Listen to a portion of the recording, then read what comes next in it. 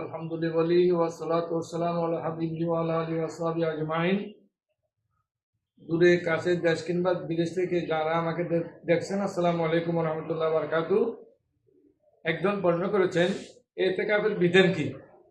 রাসূল করিম সাল্লাল্লাহু আলাইহি ওয়াসাল্লাম এবং রাসূলের বিবিগণ, আমাদের মা জানগণ কি ইতিকাফ রেখেছেন?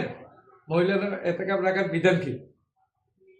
এ প্রসঙ্গে ইতিকাফ বলতে পারি উত্তরের মধ্যে যে ইতিকাফ থাকা রাসূল করিম সাল্লাল্লাহু আলাইহি ওয়াসাল্লামের সুন্নাত। এমনকি রাসূল করিম সাল্লাল্লাহু আলাইহি ওয়াসাল্লাম প্রত্যেক বছর ইতিকাফ থাকতেন রমজানের শেষ দশকে। যে বছর রাসূল করিম সাল্লাল্লাহু আলাইহি ওয়াসাল্লাম দুনিয়া থেকে বিদায় নেবেন, সেই বছর 20 দিন ইতিকাফ থেকেছেন। এরপরে রাসূল করিম সাল্লাল্লাহু আলাইহি ওয়াসাল্লামের পরে রাসূলের বিবিগণ, আমাদের মা জানগণ ইতিকাফ থেকেছেন। সুতরাং রাসূলের কাজ এবং সাহাবায়ে কেরামের কাজ আমাদের জন্য সুন্নাত।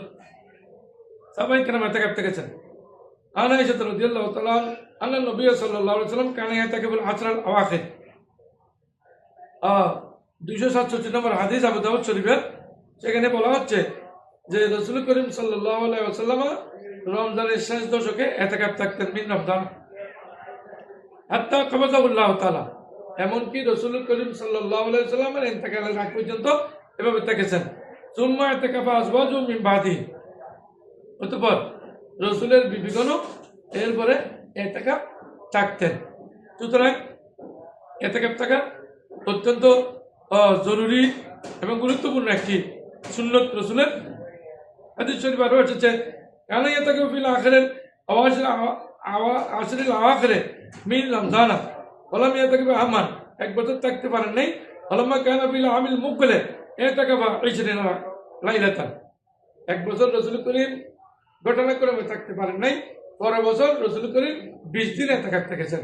সুতরাং আল্লাহ রাব্বুল আলামিন আমাদেরকে, আমাদের মা বোনদেরকে, পুরুষ এবং মহিলা সবাইকে, মহিলারা ঘরে ইতিকাফ নেবেন একটি নির্দিষ্ট কক্ষে, আর পুরুষেরা মসজিদে বা ইবাদতখানে ইতিকাফ নেবেন।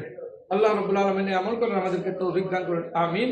ওয়া আখিরু দাওয়ানা আলহামদুলিল্লাহি রাব্বিল আলামিন।